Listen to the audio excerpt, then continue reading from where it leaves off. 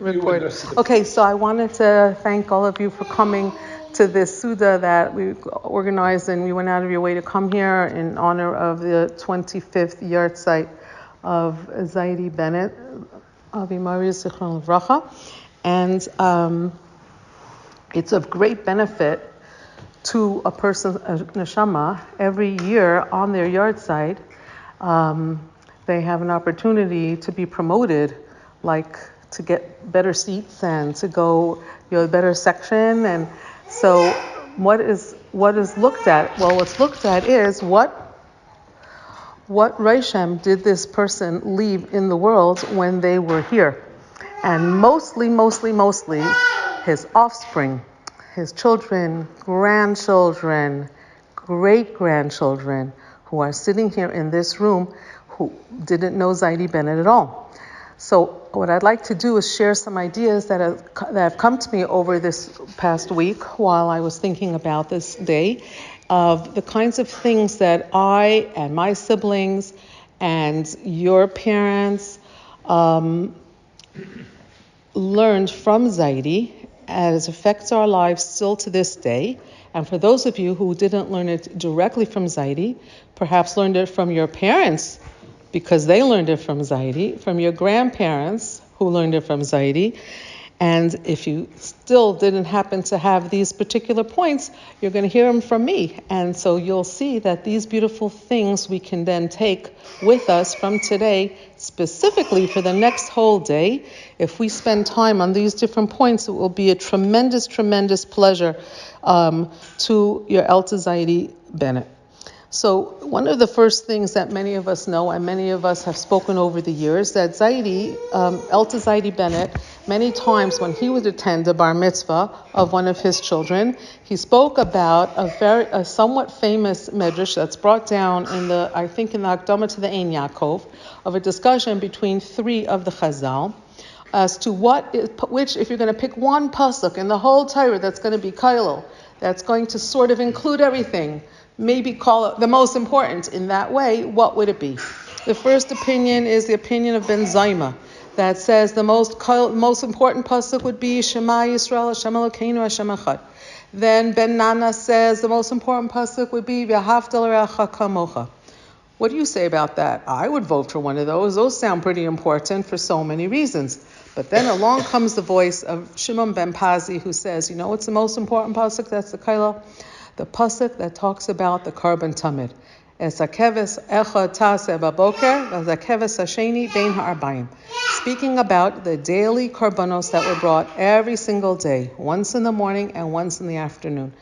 And the Mishnah finishes there that says, and halacha is Keshimon ben Pazi, that we say, that's true. That's the most important kailul of all.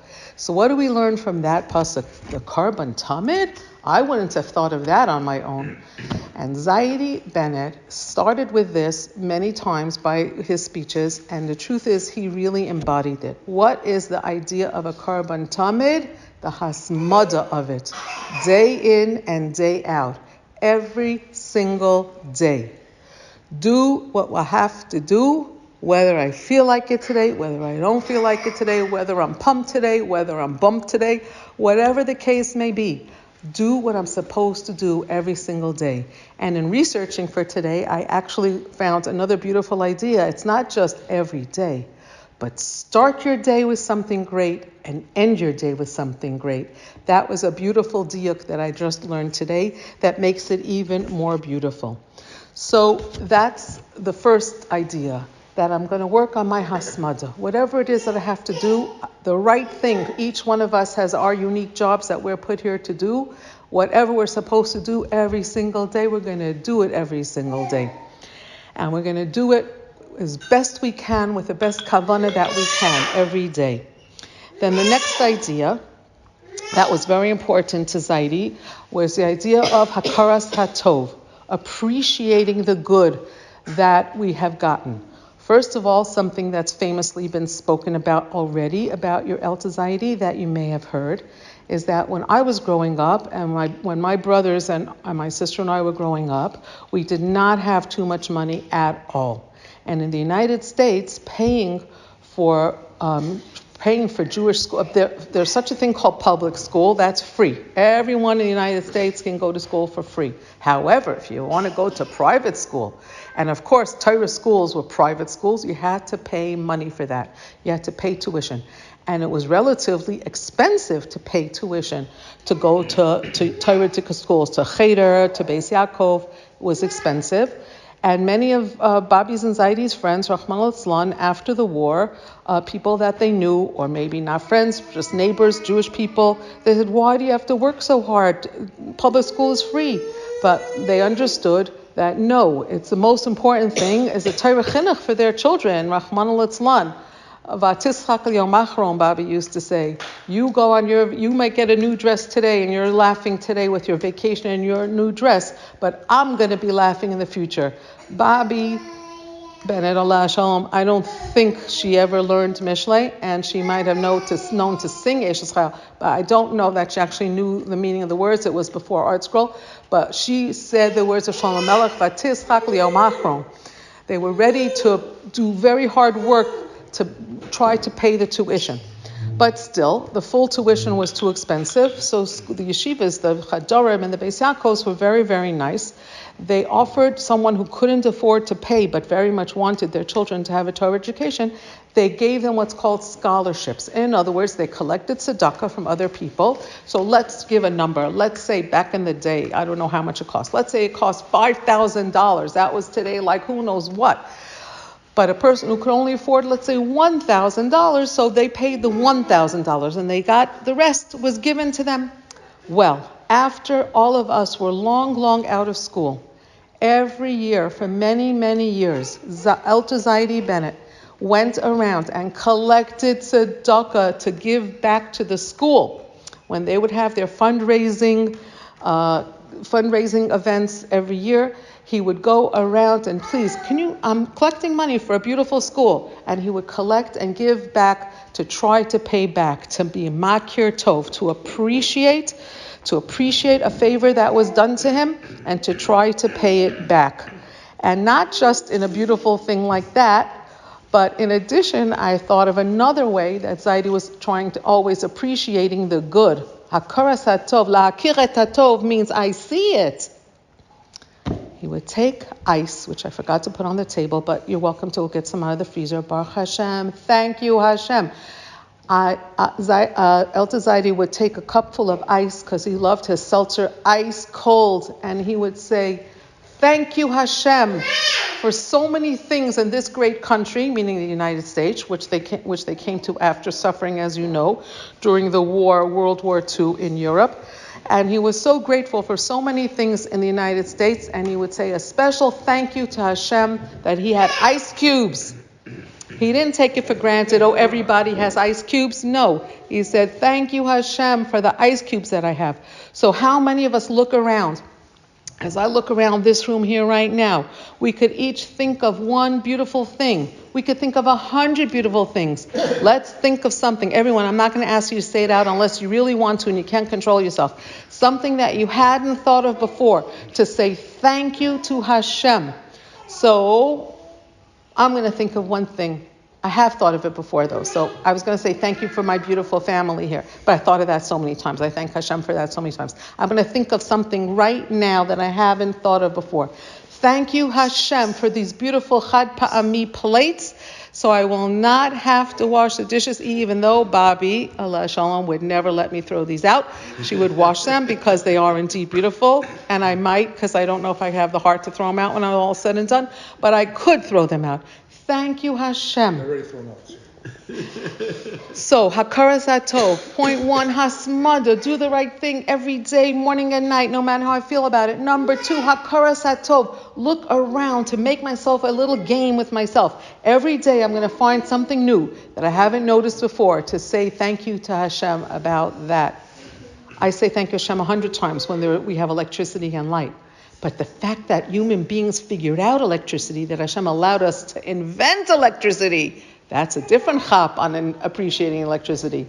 What a miracle. Hashem allowed us to gave us the chokhmah to invent electricity.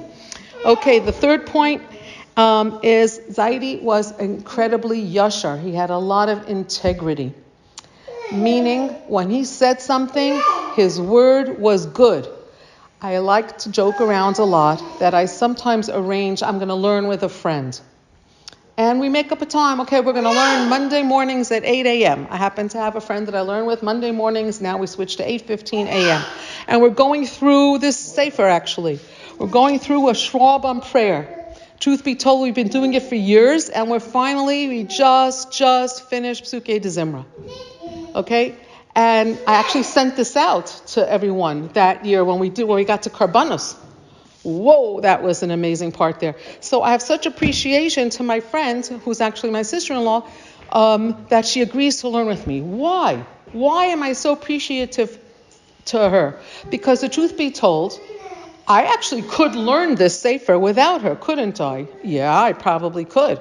But would I? I wouldn't. Why?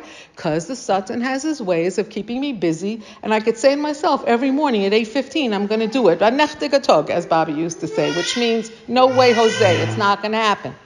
So what? So I make up a time that I'm going to learn with a friend. And that's what I tell all my friends that I learn with. I say, I inherited many wonderful things from my wonderful parents, Aleim HaShalom. But from my father, one of the things I inherited was his integrity. If I have told you we're going to learn at 8:15 on Monday mornings, I will show up and I will be there, Bli Neder. In other words, the idea, and I'm very grateful for that because now I'm doing it. So that's a third point about Zeidy. His word was gold. What he said he would do, he did. He had tremendous amount of yashrus and integrity. And finally, this last piece. He had my father, Zchron Livracha, was a certain sense of perfectionist. Now, he paid attention very much to detail. And I inherited that part too. Truth be told, I have to admit, it wasn't always so easy growing up. So, for example, if I worked hard on a certain class and I got a 98 on a test, 98. So that's pretty good, wouldn't you say? I would say. I thought it was pretty good. But my father sometimes would say, yeah, but where's the other 2 points?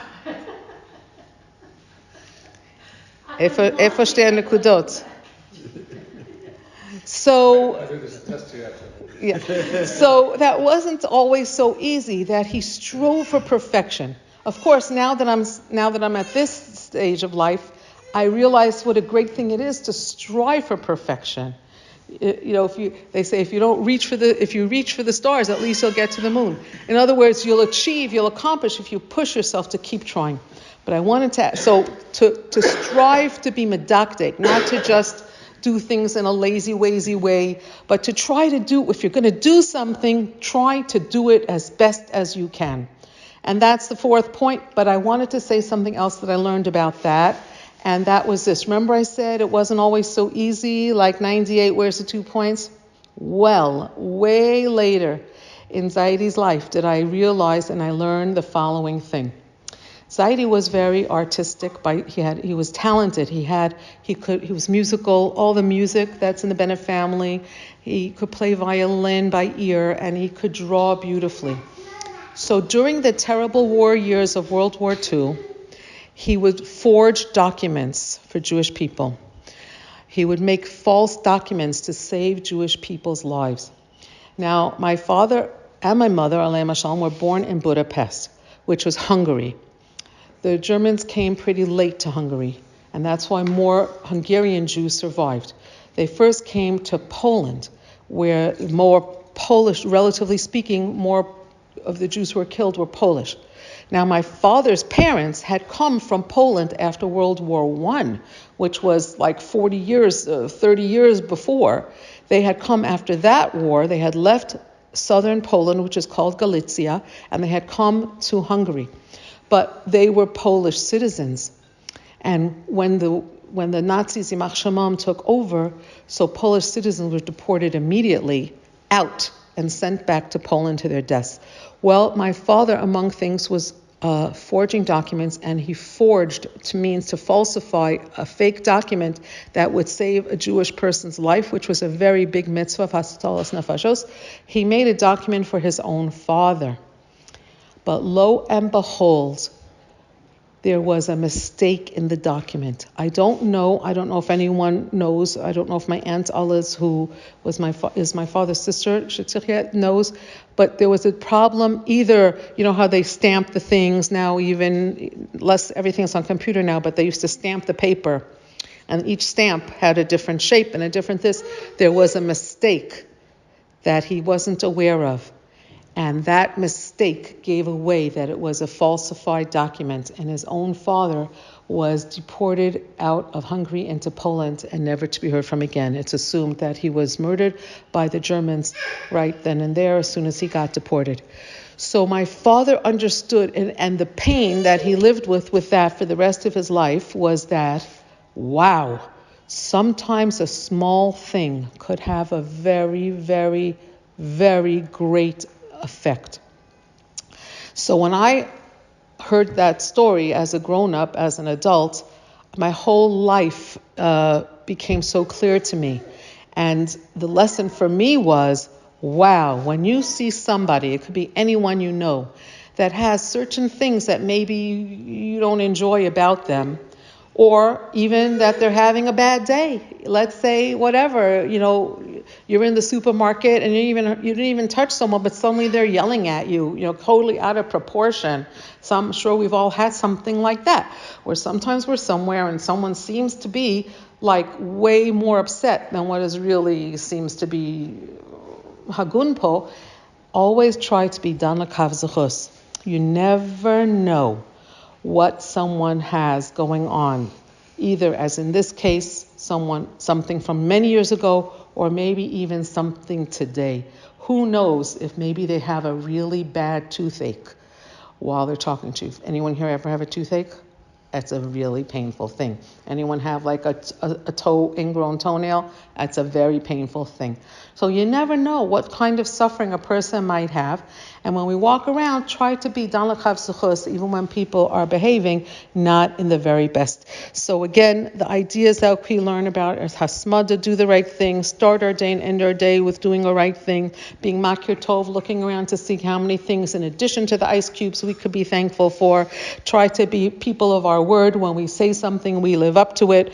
Try to do things as best we can, as perfectly as possible, recognizing that only Hashem is perfect. We're never going to actually be perfect.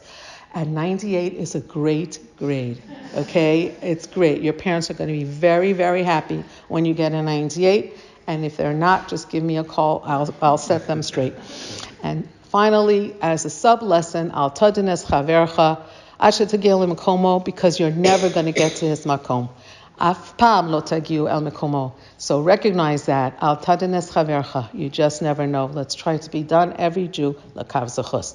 Thank you so much. This should be Zeidy is having a sacha from watching us all gathered here together.